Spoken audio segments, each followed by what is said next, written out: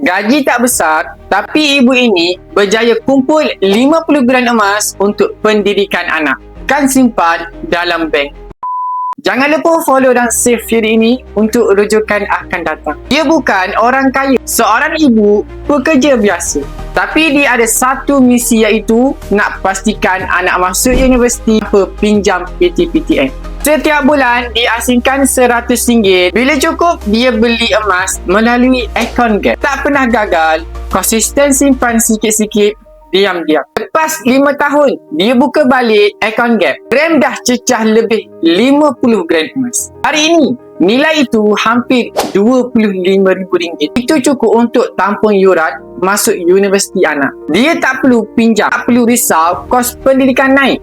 Sebab nilai emas pun naik. Itu kekuatan disiplin dan simpanan jangka panjang dalam bentuk emas. Kalau tampan ada impian untuk anak, mula simpan emas sekarang. Boleh mula dengan RM100 melalui akaun Gap. Okey, baik tampan, yang mana berminat untuk simpan emas di Public Gold, boleh sahaja klik link di bio saya. Saya akan bantu anda sebaik mungkin.